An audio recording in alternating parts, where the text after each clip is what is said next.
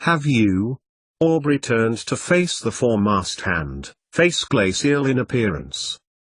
And I come to tell you, sir, on behalf of all the men, James included, he added, glancing at Cicely, that we believe him to be the best millard we have ever had. A good lad all round. We, wants you to know that. Bondon looked at the captain, who looked back at Cicely. Do you? Aubrey stepped past Maturin and Blakeney, before taking a step outside his cabin. All of the salts were crowded there, mostly in their day clothes, some with their brushes and chains. At the back, the middle-ranking officers were trying to shoo them into work, but stopped when they saw the captain. HMPH. He said, before stepping back inside the cabin again. Thank you for bringing this to my attention, Bondon. Mr. Blakeney, Aubrey turned to Will. Please direct these men to their morning work.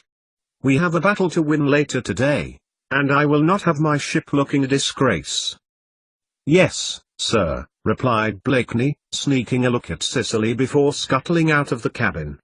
The captain resumed his position by the bay windows, scanning again the horizon, before turning to Cicely. You have put me in a difficulty, Miss Holum.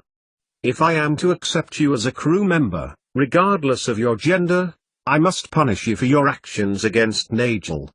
However, you are indeed not a lad, and I could not compel any man here to punish a woman in such a way. Aubrey turned from the window and addressed Cicely directly. Furthermore, your reason from attacking Nigel originates from your being a woman, not a man, which disqualifies you from being a member of the crew, as it is illegal for me to employ you as a number aboard the ship. I must take this stand, as you are a woman, and legally belong to your father, and I must return you to him. Do you have anything to say before I escort you to my cabin? Cicely looked at Maturin and Pullings. Both men returned her glance but said nothing. They clearly deferred to the captain, as rank and commission decreed. Only that, it is my dearest wish to remain as one of your men. My father believes I am dead, sir, and my reasons for wishing never to see my home again are my own. Nevertheless, Miss Holum, you will return to England, once this battle has been won. 888,888,888. Jack Aubrey sat up the captain's chair, in the captain's cabin of the HMS Surprise. Alone, he surveyed the oak paneling, the desk containing maps and charts, a pair of compasses, a page of trigonometric calculations and his tricorn hat. That afternoon's maneuvers had gone successfully, he told himself. Had the Admiral been aboard, he certainly would have commended him. However, there had been an air of discontent, the crew had not been as buoyant as the previous days'.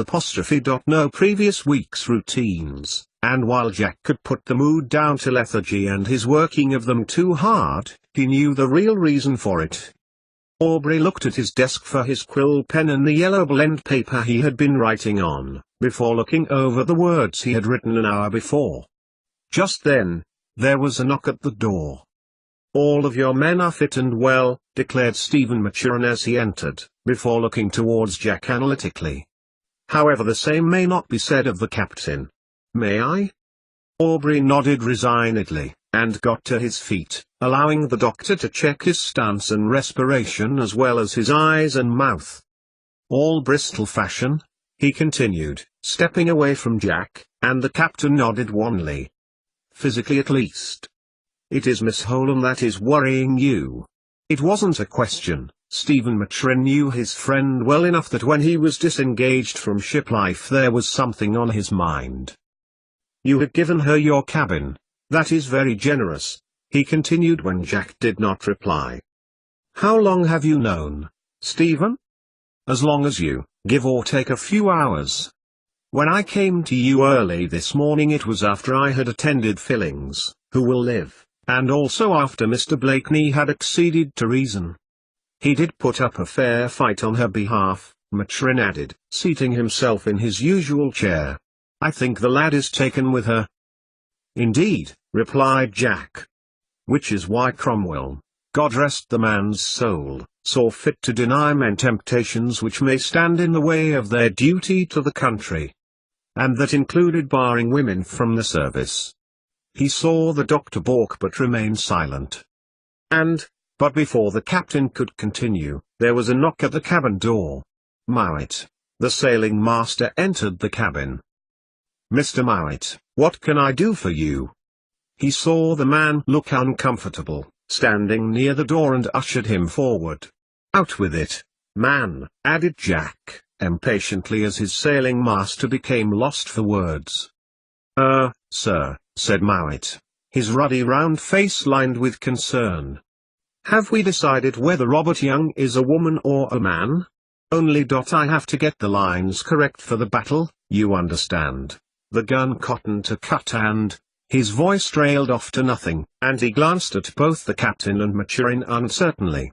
Aubrey got to his feet. "Robert Young does not exist. A foolish girl by the name of Cicely Holum resides in my cabin." He began to pace back and forth along a well-trodden set of oak boards between his desk and the bay windows of the Surprise. He coughed. "She is in fact a woman, Mr. Mowat. Please inform the crew that they are short of a minute." "The crew will be shaken, sir," said Mowat, daring to comment at the captain in such an uneven mood. "I am concerned about morale before the battle." Jack was about to open his mouth to rebuke the sailing master, but thought better of it. "A woman, Mowat," snapped Aubrey. "Very good, sir," said the sailing master, saluting before hurrying quickly from the room. HMPH. "So you will return her to England, Jack?" Maturin asked eventually, noticing the half-written letter to the Admiralty on his desk. The captain turned to address his friend, when another knock came. "What is it now?" said Jack loudly towards the door, and it opened. The doctor stood and opened the cabin door, allowing the visitor to enter. "Nigel," said Aubrey, looking at the foremast hand. "What can I do for you?" "I'm here on behalf of the crew, sir." The man did not look abashed as his superior had done. He spoke with confidence, looking at the captain forthrightly. "Mr. Mowat told us that Young is in fact a girl, sir." Yes, a woman, indeed, Nigel. What of it?" He looked questioningly at the mainsailman, his arms folded. "I'm come for the whole crew, and we say, well, we don't care, sir. If she's a woman, that is. We want her fighting alongside us. She's a good man." He clarified quickly, as if he had a whole monologue prepared, "excepting the fact when she hit me, and tried strangle me, which I would have done in her place, sir, if Mr. Holum had been my brother, even though, begging your pardon, sir, he wasn't all that cut out to be a sailor, but a soul he was. But still, we want our Millard, even if she's a Minless. And I don't think she should be flogged on my account, never." Nigel exhaled once he'd finished, looking inquiringly at Jack and hoping all he had said had gone in. "That is not possible." Jack walked to the front of his desk and addressed the man directly. "Miss Holum is no longer a member of this crew. She will not be flogged, and she will take no part in the battle, for her presence is not proper.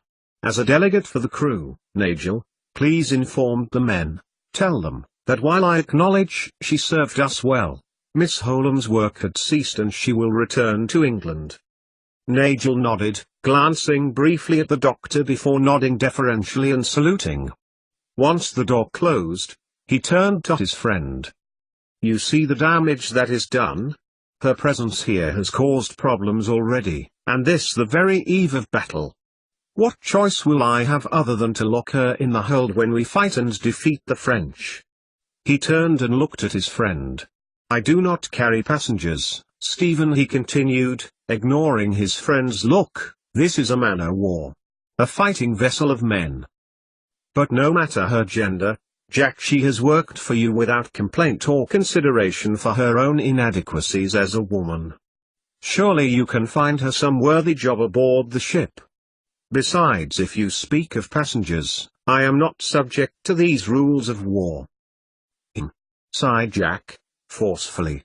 I make concession for you, Stephen, which I cannot make for a woman. I never have, he added, walking over to his friend. Maturin stood up. Not even a woman who had the commitment to seek her brother, to have faith in something she believes in? Blakeney informs me that she feels compelled to redeem her brother's soul in heaven by fighting in his stead, a nonconformist belief. No, out of the question. She is her father's property. He will choose the life he thinks fit. What about as the wife of the ship's surgeon, would that not be acceptable? Aubrey looked at Stephen Maturin. The man was not smiling. Indeed, he appeared completely serious, but then, Jack had never known him to joke or quip. He looked questioningly at his friend before speaking. Of what you speak, this would be a marriage of convenience. On the contrary, I need someone to transcribe my work as a naturalist. She can read and write. My notes are in an awful state, and indeed their needs conflict with the time I spend tending your crew. You do your utmost for them already. I do not think you could do any more. And besides, Jack broke their gaze and strode towards the window, it could be months before we return to England and to find a minister. Am I not right to understand that a ship's captain may perform their role? You have that in your duties, do you not? Stephen crossed the oak to look at the captain, trying to make eye contact. Under extreme circumstances, yes, Jack confirmed, dismissively as he watched an almost invisible grey dot on the horizon move east to west. And what would be more extreme than this, pressed Maturin, when you have a woman aboard with whom you don't know what to do, you are thousands of miles from anywhere to leave her, and she clearly has an independent will. You cannot spare men on her behalf, and she would loathe you too, that I am convinced. Should I suppose that you prefer to see her at the bottom of the ocean like her brother? Of course not, but... So it is decided then. I will have to look up the ceremony. I have never performed it myself. Stephen smiled as his friend took his eyes from the hazy horizon and looked at him, defeated. Now why doesn't that surprise me? 88,888,888. Cicely sat up on the captain's bed, wiping her face. Almost the whole day had passed since Aubrey had imprisoned her in the best luxury he had, and she looked again at the decor. Beautiful ivory-colored ceilings, blue curtains framing the small window with a view of the stern. Mahogany detail on an oak backing. Gilt-framed pictures and mirror. A picture of modern times, so like her father's home in Gloucester. She swung her legs from the eiderdown and meandered slowly towards the window. It was typical of Aubrey, Cicely thought, looking at the richness of his quarters and comparing it to the rest of the ship, kept modern and fresh to deliberately contrast with his men. To indicate rank and privilege, rather than for a want of a certain thing. There was a ship on the horizon now, she could just see its sheets and foresail as it crossed the picture as if it were a two-dimensional painting. She glanced away and caught her own reflection in the Louis XVI-style mirror and wiped away another tear. Oh Edward, though, if you could only see me, my poor ragged faded hair since I cut it short in a hurry. My face lined and brown. It was you who valued my looks, not I. You who would dress my hair in the latest fashions when mother was gone. You so loved making me look beautiful. Cicely stared at her reflection again, trying to curl the uneven strands of her hair that were growing at the back, wiping tears from her face as she went. At least Aubrey had been generous. He had sent him men through the supervision of Lieutenant Pullings to provide her with hot water to bathe before returning an hour later to remove the copper and bring clean sailor's clothes. But she couldn't look at it like that. No matter how hard she tried, the men had been serving her. Yesterday she had been on the deck with them, working with them, equaling if not rivaling through effort many of them. Yet now, as a woman, she was being treated like this. Just then, a cursory knock came at the cabin door before it was opened by Pullings. Doffing his hat, the lieutenant strode in, before stopping and saluting. "Can I leave now?" said Cicely quickly, towards the lieutenant. Pullings paused momentarily before shaking his head. "If I may speak frankly, Miss Holum, I do not believe what you have done had been entirely fair on the captain." She looked at him in astonishment. "He must fight a stronger warship without notice, and through his consideration for you, men must be left behind to ensure your safety. You have through your actions placed us at a significant disadvantage." Cicely turned to look at the man. Her own age, she thought, by the looks of him, and seen action by the scar on his cheek. Born into the world the gender of advantage, a man. She narrowed her eyes before sinking down onto a stool near the bed, holding her head in her hands. "So I'm not allowed to see anyone?" He shook his head. "Not even James?" She persisted angrily. "I climbed the rigging to save his life. Mr. Pullings, I'm his pair aboard this ship, I'm his friend." "Was his pair," said Pullings, his tone slightly less stern as it had been. "Now the captain is aware of what you are. The offer of work as a millard is now void, as was any promise attached to it. He is compelled to return you to England, back to your father." Pullings sat on the next chair down to Cicely. "It's for respectability, for his men. He has to be seen to do the right thing. I cannot redeem my brother's soul unless I fight here. The sin he committed." She turned to the lieutenant. "He will not find peace in heaven unless I clear his name. I'm truly sorry for your situation, Miss Holum. The captain wishes your virtue to remain safe until you are delivered into your father's care." He considered the look on her face. "Would you have preferred he left you to fate aboard, unchecked? He takes his duty of care seriously and will not change his mind. The men respect him for his ways," he added. Pullings got to his feet as Cicely's heart sank as her future became a bright spot of light diminishing slowly as time progressed. "I'm here on guard. You are safe. No one can enter, Miss Holum." Pullings saluted, before closing the door behind him. And turned to find William Blakeney behind him. "Is Cicely well?" the midshipman asked excitedly. Pullings bent to his level. "She appears fine, Will," said Pullings carefully, tapping the boy on the shoulder comfortingly. "But I still can't let you in. You know what the captain's orders are." Deflated, Blakeney turned from the cabin door and walked back onto the quarter-deck, and along the planks. Most of the men were working quietly, and as his watch was over he made his way down to the doctor's cabin.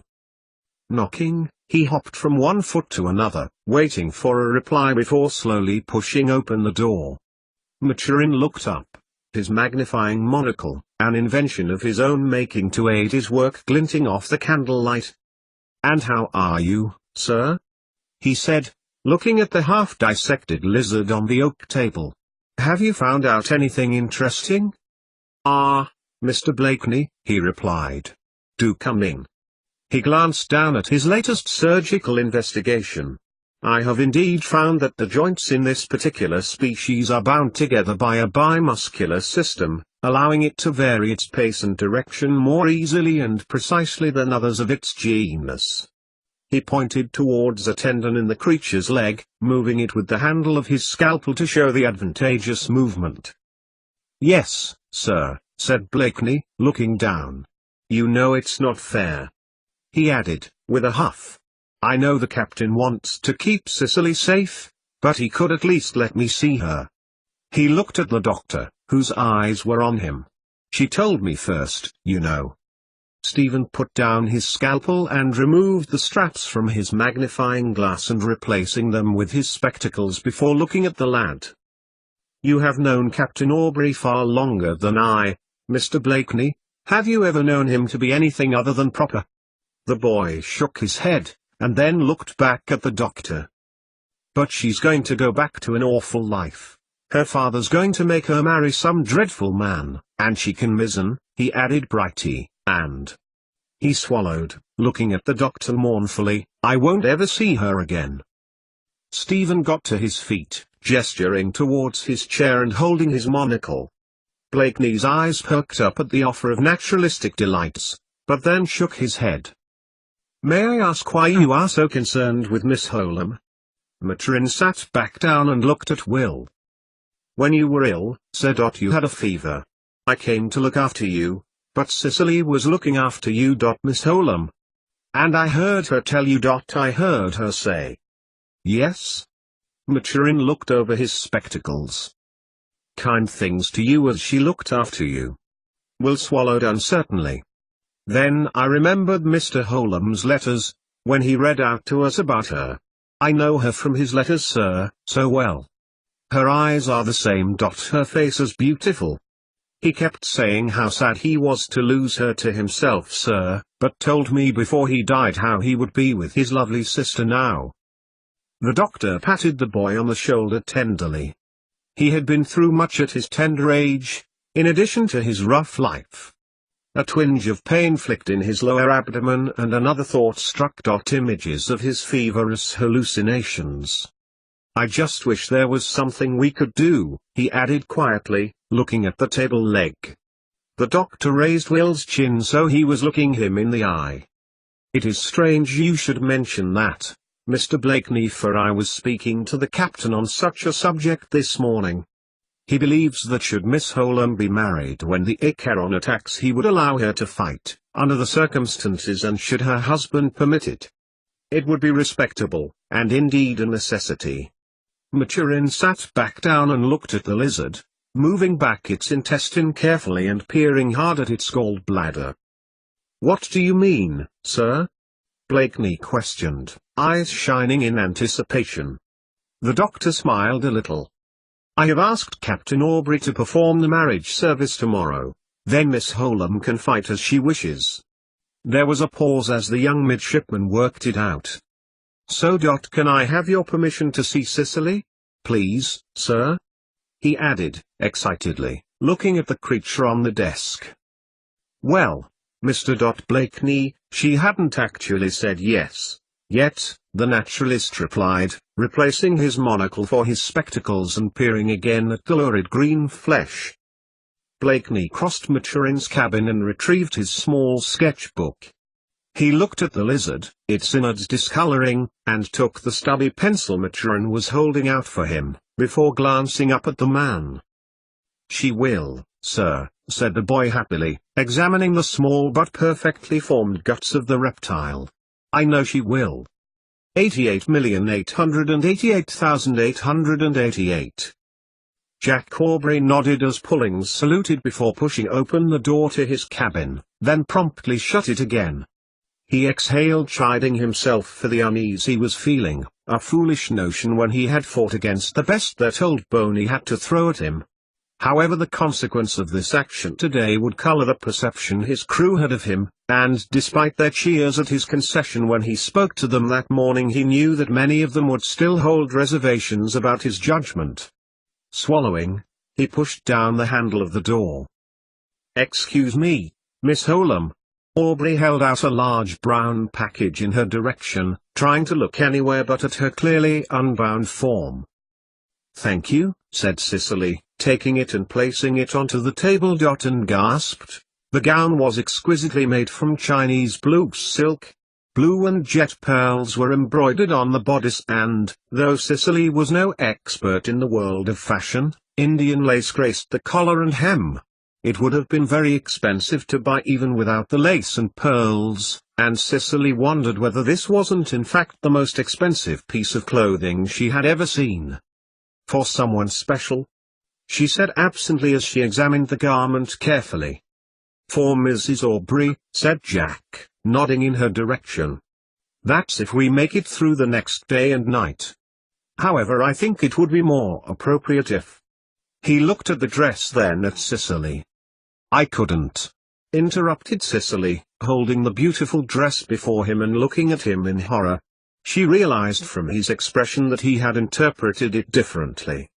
"I beg your pardon, Captain Aubrey, but you've bought this for your wife. I cannot wear it, even if I am to be married." Aubrey sighed. "I insist," he replied calmly, folding his arms. She has far too many dresses as it is. And besides, I think Miss Holum, my good friend the doctor favors blue." Cicely felt herself blush a little as she looked at the dress in its exquisite beauty. Coughed Aubrey, politely, as Cicely continued to stare at the dress, her eye wandering in awestruck approval at the beautiful silk stitching of butterflies in Puerto Rican indigo. "Do you mind if I ask why?" Cicely looked quickly. "Because I loved my brother, sir," she said simply. Jack closed his eyes slowly in acknowledgement as she handed him the dress before stepping towards the Chinese screen that lay flat against the wall by the bed and pulling it open to its full width before taking the dress. Cicely stepped behind the screen and, throwing her service clothes over the screen, began to dress. "I have a question for you, Captain Aubrey," she continued, slipping the dress over her frame before cursing inwardly. "Why wouldn't it fit?" "Certainly," replied Jack, reaching towards the second roll of brown paper within the first and retrieved a highly boned corset. "Here," he added, placing it over the screen. Cicely rolled her eyes to herself. Of course. For the last 18 months she had bound her breasts to make her chest flatter, which had been uncomfortable. But she had almost forgotten about these vestments of torture. "Why did you not release him from your service? You surely could see he was not cut out for the life." Jack shifted from foot to foot uneasily. "Frankly, Miss Holum, I could have.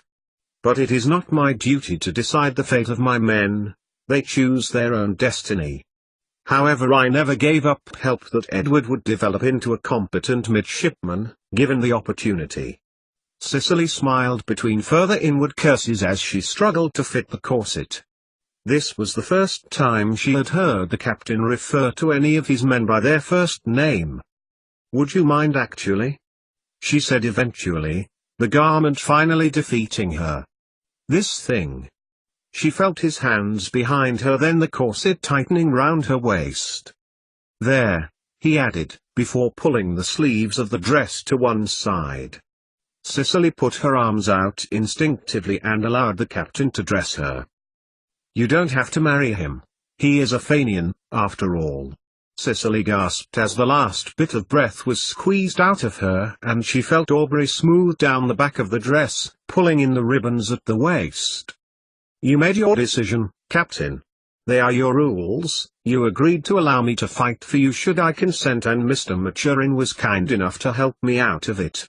And he asked me so politely and reasonably, without fuss," she recalled, as Jack finished the hang of the dress by running his hands down the sides of the gown. She turned to face him. "He's truly a good man, and a credit to you, Captain Aubrey," she finished. Jack looked at her, before taking a few steps back. "Marriage is a serious business, Miss Holum. Are you sure you can accept one built on expediency?" "They are your rules, Captain. I must do what I must." She walked across the room towards the mirror, stumbling on her first few steps as the weight of the gown and its restrictive nature compelled her to change her gait.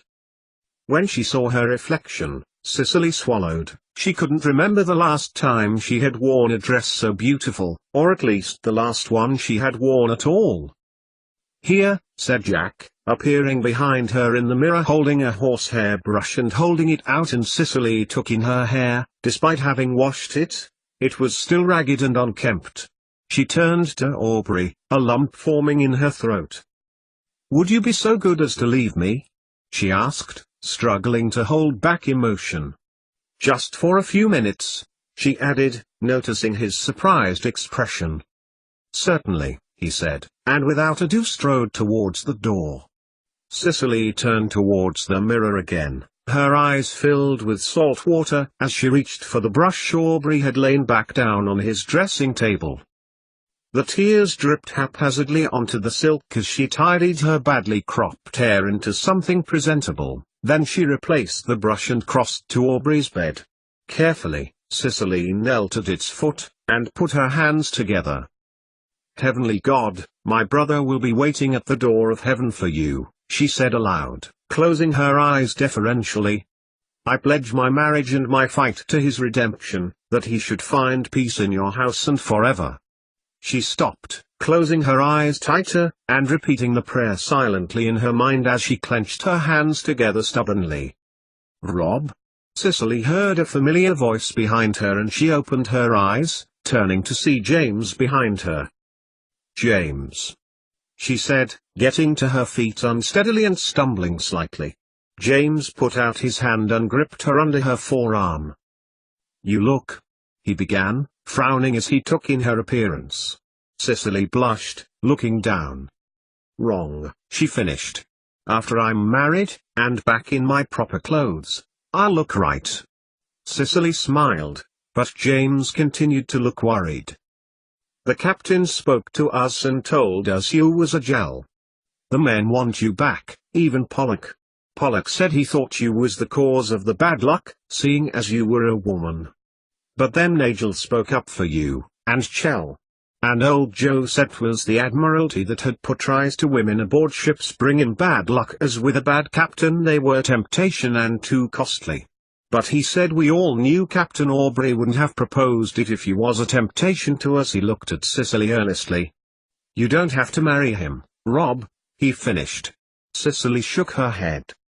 "I have to do it for Edward, Jim," she said, patting him on the shoulder and looking at him reassuringly. "It might be right he trusts my being aboard, but the captain has vowed to return me to my father. It could be worse. The doctor is respectable, Jim. This way, you'll have your pair back. And I'm going to ask him to take me back as a mizzen once we win." James sighed. "But Rob. Miss Holem." "Rob," she corrected gently. "I've been searching for my father for years. I know what it is to do all you can for those you love. And you'll find Fotherington soon enough. But to be in a loveless marriage, Rob, even above battle and glory over the frogs. That's the bravest thing I've heard of." James broke off and wiped his face before grabbed her close and thumped her on the back. Cicely smiled at her pair's embrace, but her smile was mostly at his partially erroneous assumption. Just then, the cabin door opened. Cicely looked over James's shoulder and saw Aubrey smile in their direction. He coughed, and James loosed her and stepped away, saluting the captain as he stepped towards Cicely. "Fillings," said Jack, turning towards James. "Your midshipman Mr. Blakeney requires your presence across the deck." "Yes, sir." "See to it that you look smart for the ceremony." Cicely looked between him and the captain and was almost sure she had seen a wink. "Yes, sir," said James again, and scuttled through the open door. Jack Aubrey turned and looked at Cicely, smiling at her again. "You look beautiful, my dear," he said, as he bent his left arm in her direction. "Dr. Maturin will be honored." Cicely said nothing, but crossed over the oak and took his arm and he led her towards the daylight. Before they crossed the threshold, he turned to her, but Cicely spoke first. "Please, Captain Aubrey. Do what he has asked you to do. Marry us." Aubrey looked back at Cicely, and nodded before leading her onto the foredeck. Looking around at the faces of her crewmates, dressed like their captain in their finest, Cicely realized she had never felt so conspicuous, more than ever in her life. To their left and right stood the Salts, all in neat rows saluting their captain as they walked past. Before them, on the quarter-deck stood the midshipman, Blakeney amongst them, who grinned at her unashamedly when she caught his eye, and behind them was Pullings, Mowat, and Hogg, and the Royal Marines in their scarlet suits, who saluted as they approached. Cicely could feel herself begin to shake and realized almost too late that she had to step carefully up the steps to the quarterdeck and, having not compensated for her attire, stumbled slightly. "Take your time, Miss Holem," whispered Aubrey, steadying her. Cicely smiled gratefully. Such a stickler for rules and hierarchy, she had not given him enough credit for being the gentleman he undoubtedly was. And now as the railings of the boat came into view, her racing heart pounded stronger still. All she had been through to get here, boarding ship after ship to get to South America. finding the surprise and John Fotherington aiding her accession. So close to her brother who was gone. Now, marrying before her compatriots, her kin, the ship's wonderful surgeon, so Edward's soul could find peace. 3 cheers for Robert Young, she heard as Captain Aubrey escorted her further. Cicely turned and looked at the crew below, feeling a tinge of humility. There shouldn't be this fuss on her account. Hip hip. Cicely looked ahead, the captain drawing her further still. She looked at the figure before her. At the back of the doctor's dress coat. Hut, sir. He turned and looked at Cicely Emma Holland dressed in the most beautiful dress on the high seas. Hut, sir. The world faded around her as Cicely's nerves steadied. Hut, sir. As she became lost in those green, glimmering eyes. Hut, sir. Hut, sir. Hut, sir.